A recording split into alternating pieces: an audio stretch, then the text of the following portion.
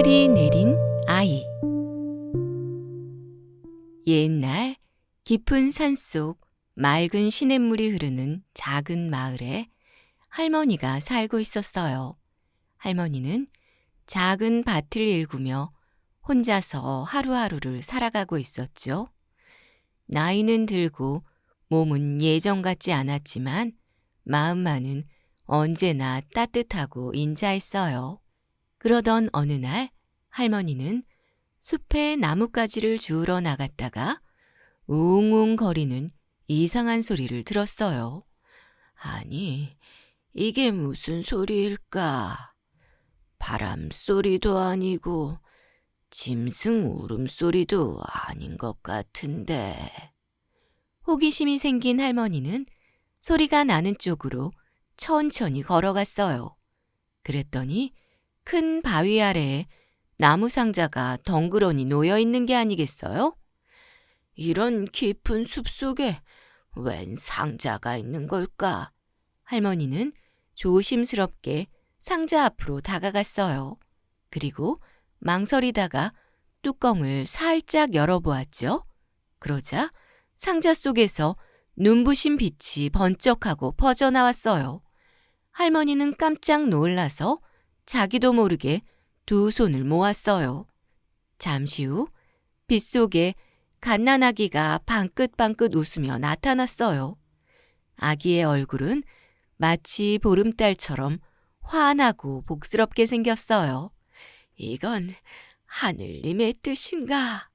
할머니는 떨리는 손으로 아기를 품에 안았어요. 그리고 상자 안을 다시 들여다보니 거기엔 7가지 보물이 함께 들어있었어요. 첫 번째는 금빛 옥패였어요. 왕이 될 운명을 가진 자만이 빛을 내는 신비한 옥패였죠. 두 번째는 푸른 학의 깃털이었어요. 학문과 지혜를 가져다 준 보물이라 했어요. 세 번째는 은빛 호리병으로 마르지 않는 맑은 물이 나와 가뭄을 막아준다고 했어요. 네 번째는 진실의 거울이었어요. 거짓을 말하면 검게 흐려지고 진실을 말하면 맑게 빛나는 거울이지요. 다섯 번째는 강철검으로 올바른 자만이 사용할 수 있는 정의로운 검이었어요. 여섯 번째는 금실로 짠 두루마리였어요. 여기에 적힌 글을 읽으면 세상의 이치를 깨닫게 된다고 했어요. 마지막 7번째는 붉은 빛의 구슬이었어요. 위급한 순간에 기적을 일으킨다는 전설의 보물이었지요. 이 아이는 분명 하늘이 주신 선물일 게야. 할머니는 아기에게 온 세상에 복을 타고난 아이라는 뜻에서 복돌이라는 이름을 지어주었어요. 그리고 정성껏 키우기 시작했어요.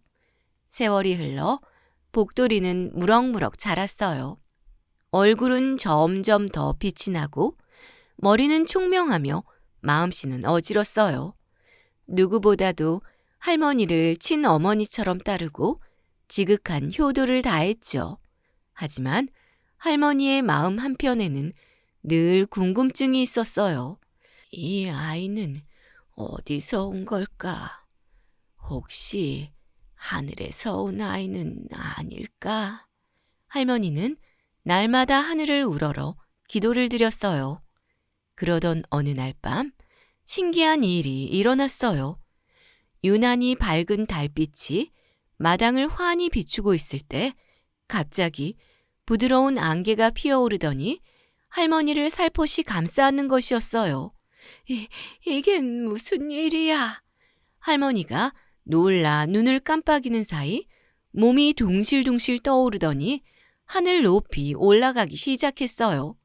안개는 할머니를 태운 채 하늘을 가로질러 어느 궁전 앞에 내려놓았어요. 잠시 후 궁전 문이 열리더니 곱디고 온 왕비가 걸어 나왔죠. 왕비는 할머니를 따뜻하게 바라보았어요. 먼 길 오시느라 수고 많으셨어요. 할머니는 놀란 얼굴로 왕비를 보았어요. 이게 어찌 된 일인가요? 왕비는 한숨을 쉬며 이야기를 들려주었어요. 저는 서쪽 나라의 왕비입니다. 어느 날 밤 신비한 빛이 내려와 저에게 아기를 점지해 주었지요. 그런데 아기가 태어나고 보니 사람의 모습이 아니라 빛나는 알이었어요. 예? 빛나는 알이라니요. 왕비는 고개를 끄덕이며 말을 이었어요. 왕은 불길한 징조라 여기고 알을 버리라고 했어요. 하지만 저는 차마 그럴 수 없었어요. 그래서 알을 나무 상자에 넣고 가장 안전한 곳에 보냈지요. 그 말을 듣는 순간 할머니는 모든 것을 깨달았어요.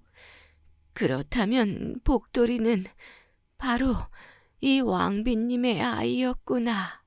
그때 안개가 다시 피어오르더니 할머니를 부드럽게 감싸 안았어요. 이제 가셔야 해요. 왕비의 목소리가 점점 멀어졌고 할머니는 잠에서 깨어났어요. 할머니는 하늘을 올려다보며 조용히 속삭였어요. 그래, 복돌이는 하늘이 내게 맡긴 아이였어. 하지만 이제는 자신의 운명을 찾아가야겠구나. 그날 이후 할머니는 복돌이에게 날마다 이야기했어요. 얘야, 너는 이 작은 마을에 머물 아이가 아니란다. 넓은 세상으로 나아가 네가 해야 할 일을 찾아야 해. 할머니는 복돌이에게 상자 속에 있던 7가지 보물을 하나씩 건네주었어요. 이 보물들은 네가 세상을 살아가는데 큰 힘이 되어줄 게다. 언제 어디서든 바른 길을 가고 어려움에 부딪히면 이 보물들을 떠올려라. 복돌이는 할머니의 말씀을 깊이 새기고 보물을 소중히 간직하며 큰 세상으로 나가기로 결심했어요. 그 후 그는 학문을 닫고 무예를 익히며 백성을 위하는 길을 배웠어요. 그의 총명함과 어진 마음씨는 금세 많은 이들의 존경을 받았죠. 그렇게 세월이 지나고 서쪽 나라 왕이 세상을 떠났단 소식이 들려왔어요. 나라에는 큰 혼란이 일어났고 백성들은 새로운 왕을 찾고 있었어요. 그때 백성들은 하나같이 외쳤어요. 복돌이를 왕으로 모셔야 합니다. 복돌이는 백성들의 뜻을 받들어 왕이 되었어요. 그는 하늘이 내린 지혜와 용기로 나라를 다스리며 백성들을 편안하게 지켜주었어요. 그가 다스리는 내내 나라는 번영했고 사람들은 행복하게 살았어요.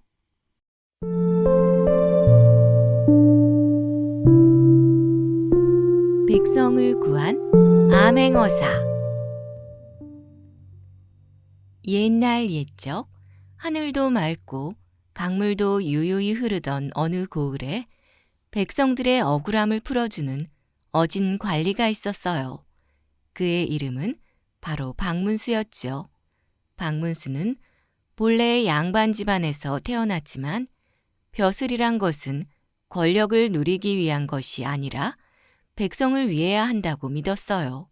그래서 언제나 남루한 옷차림에 작은 말을 타고 다니며 스스로를 낮추고 백성들의 목소리를 들으려 애썼죠. 하지만 그의 명석한 두뇌와 뛰어난 기지 덕분에 조정에서도 그를 높이 샀고 마침내 그는 암행어사로 임명되었어요. 그날도 박문수는 평범한 나그네처럼 옷을 차려입고 작은 마을을 지나고 있었어요. 그런데 장터 한쪽에서 왁자지껄한 소란이 벌어지고 있었죠. 이놈, 어디서 감히 세금을 떼먹으려고 드느냐? 어서 돈을 내놓지 못할까? 포졸 하나가 나이든 농부를 거칠게 몰아세우고 있었어요. 농부는 이마에 땀을 흘리며 두 손을 싹싹 빌었죠. 제발 한 달만 기한을 주시오. 올해 가뭄이 심해 곡식이 제대로 자라지 않았소. 다음 달에 추수하면 꼭 갚겠소. 그러나 포졸은 콧방귀를 뀌며 농부를 발로 걷어찼어요. 내 놈이야 뭐라 짖어도 우리 사또께서 정하신 일이니 어쩔 수 없어. 당장 감옥으로 끌고 가겠다. 이를 지켜보던 박문수는 조용히 앞으로 나섰어요. 잠깐, 그리 성급하게 굴지 말고 이야기를 들어보는 게 어떠오? 포졸이 눈을 흘기며 박문수를 위아래로 훑어보았어요. 네 놈은 또 누구냐?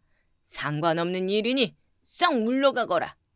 그러나 박문수는 태연하게 웃으며 말했어요. 나는 지나가는 나그네일 뿐이요. 하지만 도리에 어긋나는 일을 보고 그냥 지나칠 수는 없구려. 그 말에 포졸은 코웃음을 치며 비아냥거렸어요. 도리라. 이 고을 사또께서 정한 것이 곧 법이거늘 감히 네 놈이 이래라 저래라 할 참이냐? 박문수는 빙그레 웃으며 고개를 끄덕였어요. 그렇다면 내가 그 사또를 직접 만나보면 되겠구려. 마침 나도 전할 말이 있던 참이라. 포졸은 의아한 표정을 지었지만 한사코 우기며 거절할 수도 없었어요. 결국 그는 농부를 끌고 가던 걸음을 멈추고 박문수를 따라 관아로 향했죠. 관아에 도착하자 그곳에는 기름진 음식을 잔뜩 차려놓고 호화롭게 연회를 벌이고 있는 사또가 있었어요. 박문수는 조용히 다가가 정중히 허리를 숙이며 인사했죠. 나리, 백성들이 굶주리고 있는데 이렇게 잔치를 벌이셔도 괜찮겠습니까? 사또는 술잔을 기울이며 눈살을 찌푸렸어요. 네 놈이 무엇을 안다고 감히 참견이냐? 이곳의 법은 내가 정한다. 박문수는 잠시 생각에 잠기더니 느긋하게 말했어요.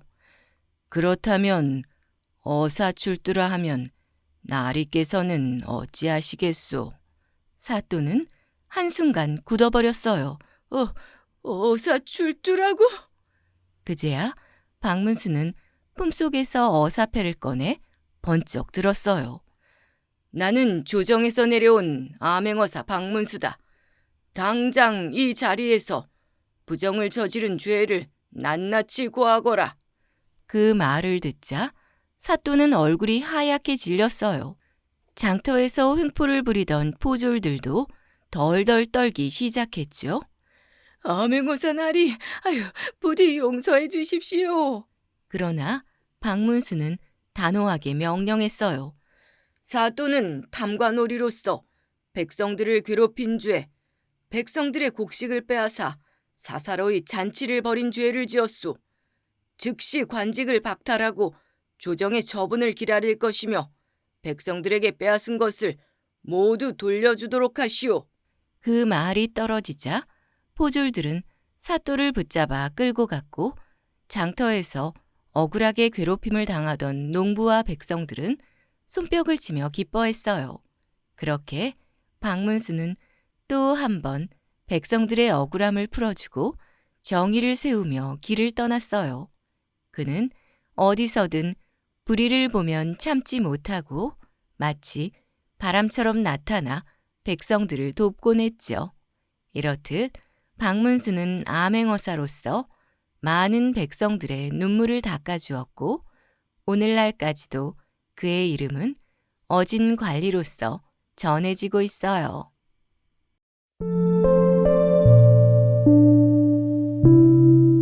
어부와 용궁공주. 옛날 바다끝 외딴 섬마을에 어부가 살고 있었어요.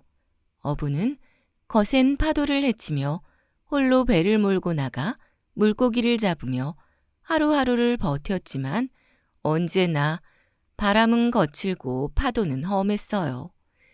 빈 그물을 걷어 올릴 때마다 한숨은 깊어졌어요. 바람은 차고 배는 텅 비었으니 참 고단하구나. 그러던 어느 날 어부는 바닷가에서 이상한 것을 발견했어요. 조그마한 거북이 한 마리가 어망에 걸려 모래 위에서 버둥거리고 있었어요. 거북이는 힘이 다 빠진 듯 가만히 누워 어부를 올려다보고 있었죠. 불쌍한 것, 괜찮으냐? 어부는 조심스레 거북이를 그물에서 꺼내 바닷물에 풀어주었어요. 거북이는 잠시 둥둥 떠 있다가 힘차게 꼬리를 흔들며 바닷속으로 사라졌어요. 그날 밤 어부는 배 위에서 고단한 몸을 뉘고 잠을 청하고 있었어요. 그런데 갑자기 어디선가 낮고 부드러운 목소리가 들려왔어요. 어부님! 어부님! 어부는 깜짝 놀라 일어나 주위를 둘러보니 물결 위로 작은 거북이 한 마리가 고개를 내밀고 있는 것이 아니겠어요? 고맙습니다. 제 목숨을 구해주셨죠? 어부는 믿을 수 없다는 듯 거북이를 바라보았어요. 너는 낮에 구해준 그 거북이냐? 거북이는 천천히 고개를 끄덕였어요. 제가 어부님께 좋은 인연을 만들어 드릴 방법을 알고 있어요. 제 말을 잘 들어보세요. 거북이는 낮은 목소리로 속삭였어요. 보름달이 뜨는 밤 깊은 바닷속 용궁으로 오세요. 그곳에는 용왕님의 아름다운 공주님이 계세요.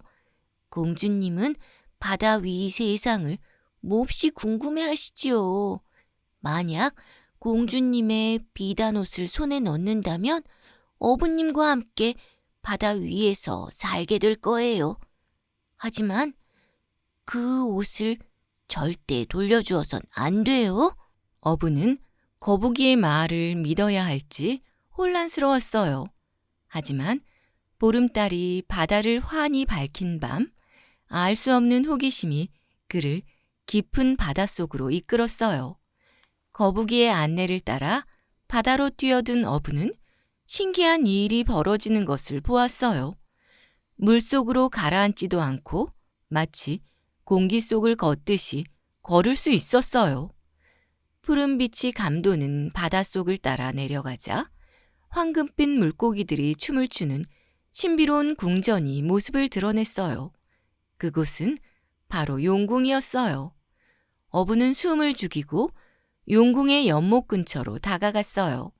그곳에는 비단결 같은 머리카락을 가진 공주가 아름다운 용들과 함께 물놀이를 하고 있었어요.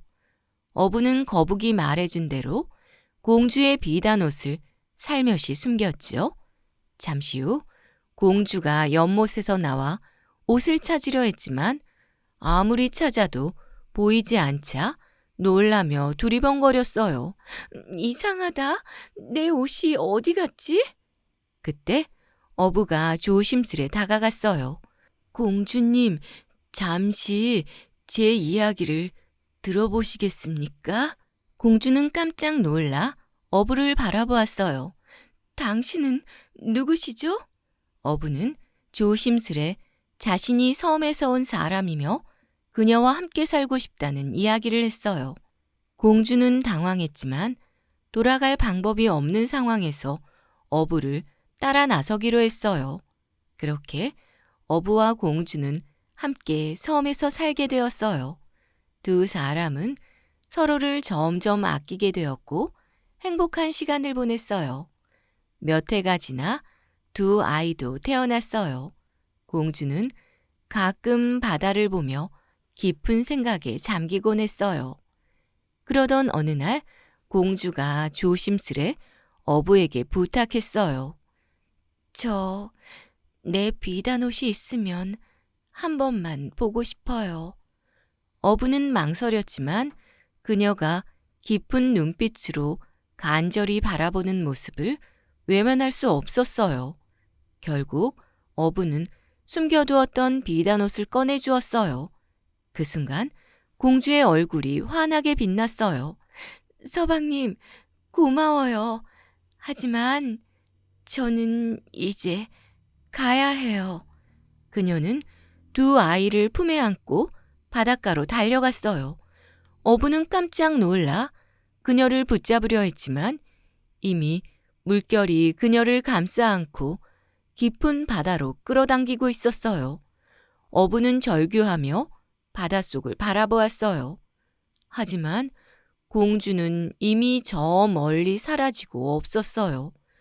어부는 다시 혼자가 되었고 시간이 흐를수록 가슴은 더욱 미어졌어요.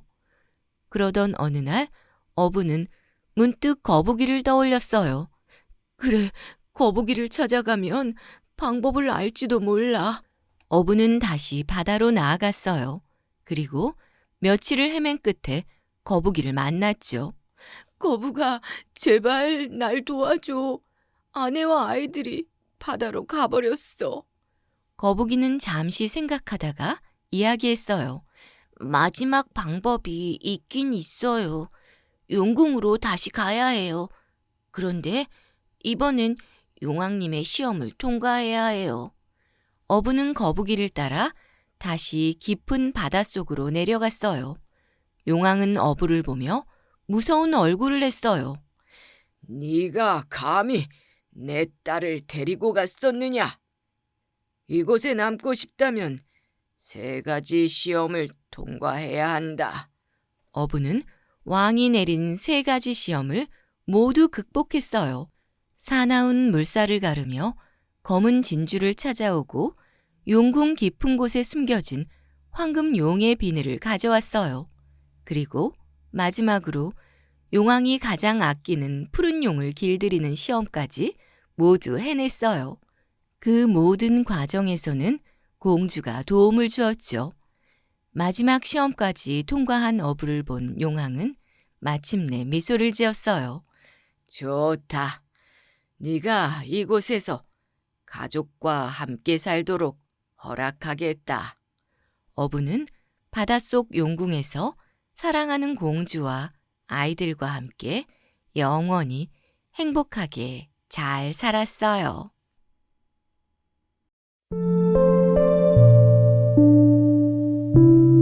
욕심과 나눔. 옛날 깊은 산골 마을에 덕배와 봉식이라는 두 친구가 살고 있었어요. 둘은 어릴 적부터 형제처럼 지냈지만 세월이 흐르면서 삶은 크게 달라졌죠. 덕배는 농사도 잘 되고 장사도 번창하여 마을에서 가장 큰 부자가 되었어요.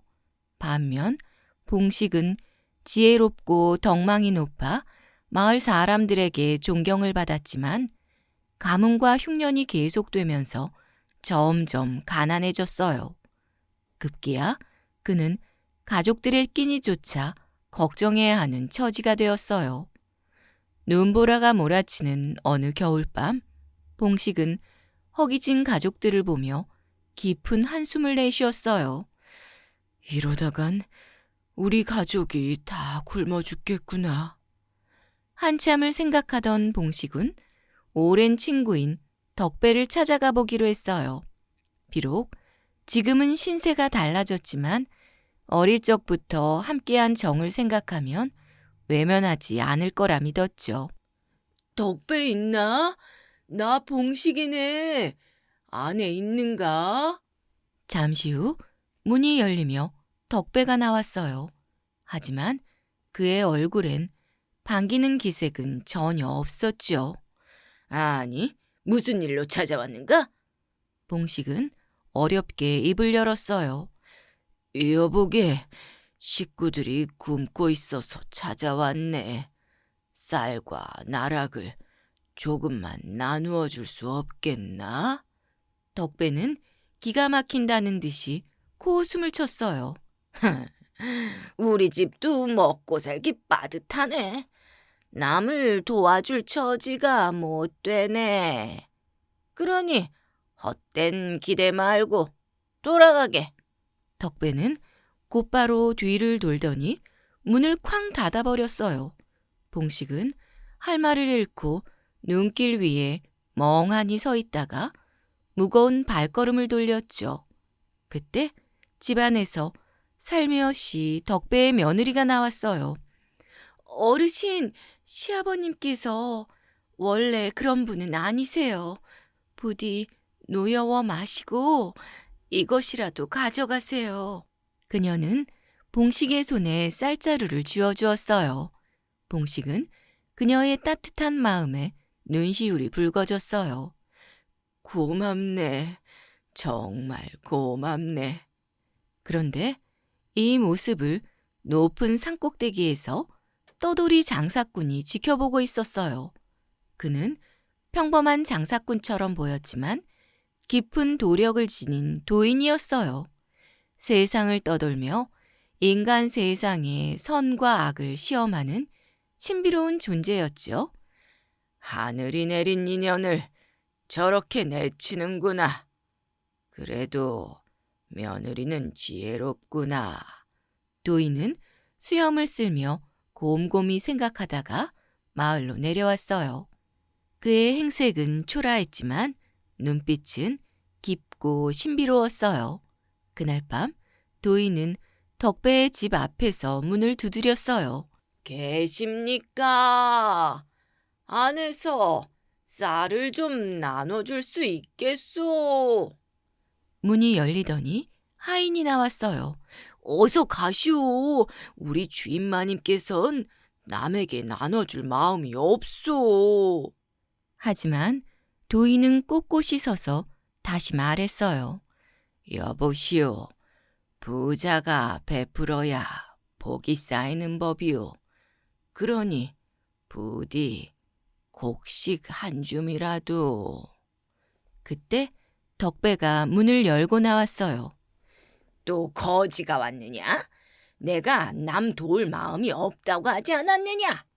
그러고는 도인을 발로 차며 쫓아냈어요. 그 모습을 본 며느리는 깜짝 놀라 도인을 뒤따라가 무릎을 꿇었어요. 부디 용서해 주십시오. 도인은 한숨을 쉬었어요. 인과응보인데 내가 어찌하겠느냐. 그날 밤 갑자기 덕배는 숨이 막힌다며 가슴을 부여잡고 쓰러졌어요. 의원을 불러보았지만 손을 쓸 방법이 없었지요. 덕배의 며느리는 고민 끝에 봉식을 찾아갔어요. 어르신, 부디 저희 시아버지를 살려주십시오. 어떻게 하면 좋을까요? 그러나 봉식은 차가웠어요. 덕배가 내가 했던 말을 기억하는가? 나는 자네 시아버지에게 줄 것이 없네. 하지만 며느리는 끝까지 애원했어요. 그녀의 간절한 눈물을 본 봉식은 한숨을 내쉬었어요. 좋소. 내가 시키는 대로 할 수 있겠소? 예, 무엇이든 하겠습니다. 쌀 7섬으로 밥을 하고 7섬으로 떡을 빚고 7섬으로 술을 담가 7개의 상을 차리시오. 그리고 7켤레의 새 신과 돈 7냥을 함께 싸서 마을로 들어오는 다리 위에 가져다 놓으시오. 그날 밤 다리 위에 희미한 형체들이 나타났어요. 그들은 차가운 바람 속에서 떨고 있었죠. 추워. 배도 고프고.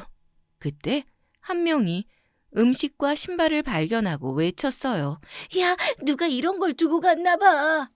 그들은 허겁지겁 밥과 술을 먹고 신발을 챙겼어요. 그때 덕배의 며느리가 뛰어나와 애원했어요. 제발 저희 아버님을 살려주세요. 그들은 깜짝 놀라 서로를 쳐다보았어요. 어쩌지? 이미 음식을 먹어버렸는데. 결국 그들은 덕배 대신 다른 사람을 데려가기로 했어요. 다음 날 아침 덕배는 멀쩡히 깨어났어요. 하지만 그 순간 봉식이 갑자기 쓰러지고 말았어요. 봉식은 저승으로 끌려가 염라대왕을 만났어요. 네가 올 자리는 아니구나. 그때 덕배의 집을 찾아갔던 도인이 뛰어나와 외쳤어요. 염라대왕님, 이 사람은 선하고 의로운 사람입니다. 염라대왕은 다시 업경대를 들여다보았어요. 이런, 잘못 잡아왔구나. 염라대왕은 봉식을 다시 이승으로 돌려보냈어요. 그 순간 봉식이 숨을 돌리며 일어났죠. 덕배는 그를 붙잡고 눈물을 흘렸어요. 봉식이, 내가 어리석었네. 용서해주게. 그 후 덕배는 자신의 재산 절반을 봉식에게 나누어 주었고 두 사람은 어려운 이웃을 도우며 평생을 선하게 살았어요.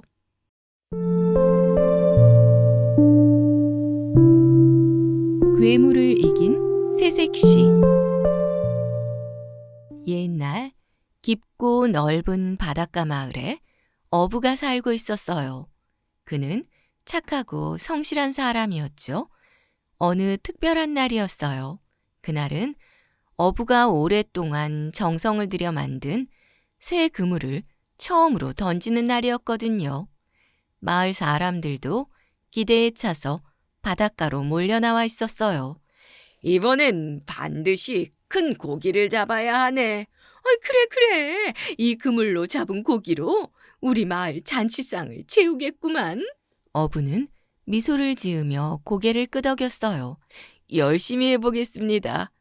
그물은 넓게 퍼지며 바다 위로 내려앉았어요. 사람들은 숨을 죽인 채 어부가 그물을 끌어올리길 기다렸어요.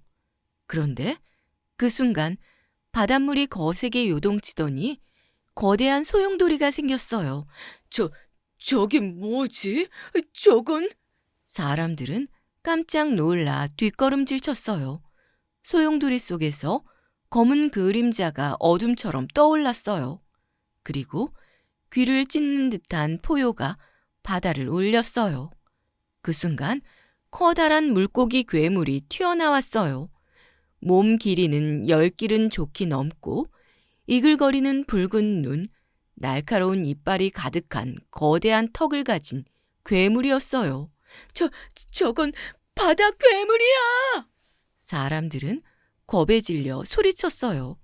그런데 괴물은 어부가 던진 그물을 단숨에 찢어버리더니 순식간에 어부를 덥석 물고 바닷속으로 사라졌어요. 이를 어쩌면 좋아? 저놈에게 물리면 살아남을 수 없을 텐데. 공포에 질린 마을 사람들은 망연자실했어요.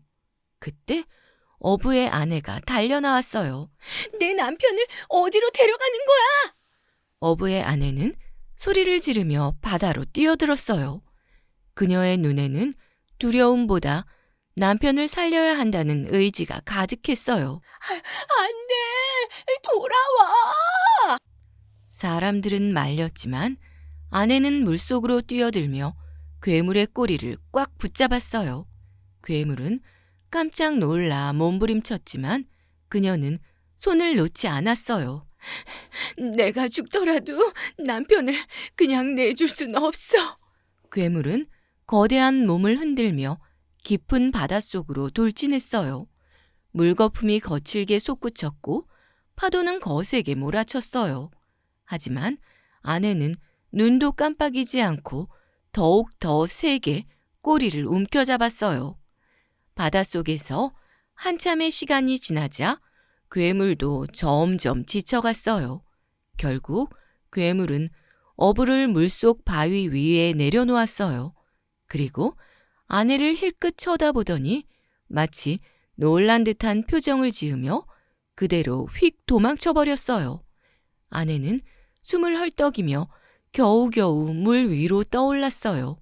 하지만 그녀에겐 멈출 시간이 없었어요. 서방님, 아내는 힘겹게 바위로 헤엄쳐가 어부를 흔들었어요. 정신 차리세요. 다행히 그는 숨을 쉬고 있었고 아내는 깊이 한숨을 쉬며 속삭였어요. 조금만 기다려요. 반드시 당신을 구해줄게요. 아내는 있는 힘을 다해 다시 바다를 헤엄쳤어요. 물살을 가르며 나아간 끝에 멀리 작은 섬이 보였어요. 그곳에는 불빛이 반짝이고 있었어요. 간신히 섬에 도착한 그녀는 떨리는 몸을 이끌고 사람들 앞에 무릎을 꿇었어요. 제발 도와주세요. 남편이 바닷가 속에서 죽어가고 있어요. 어부들은 그녀를 보고 깜짝 놀라 웅성거렸어요. 귀신이야, 물귀신이 나타났어. 아내는 휘청거리다 바닥에 쓰러졌어요. 그제야 어부들은 그녀를 자세히 살펴보았고 그녀가 입고 있는 옷이 새빨간 새색시 옷이었다는 것을 알게 됐어요. 이 여인에게 무슨 사연이 있나 봐요. 어부들은 간신히 눈을 뜬 여인의 이야기를 듣고는 크게 감동했어요. 이런 용감한 여인을 본 적이 없다. 어서 횃불을 들고 따라가자. 어부들과 장정들은 배를 몰고 그녀와 함께 바다로 나섰어요. 그리고 마침내 달빛 아래 바위 위에서 쓰러져 있는 어부를 발견했어요. 저기 사람이 있다. 그들은 서둘러 어부를 배에 태우고 마을로 돌아왔어요. 다음 날 아침 어부는 간신히 정신을 차렸어요. 눈을 뜨자마자 곁에 있는 아내를 보며 눈물을 흘렸어요. 당신 덕분에 내가 살아났어요. 바다 괴물의 꼬리를 붙잡고 남편을 구해낸 여인의 용감한 이야기에 마을 어른들은 감탄했어요. 아무리 사랑이 깊다 해도 이런 일을 할 수 있겠느냐. 그 후 마을 사람들은 아내를 괴물을 이긴 새색시라 부르며 존경했어요. 그리고 어부와 아내는 더욱 금슬 좋은 부부가 되어 오래오래 행복하게 살았어요.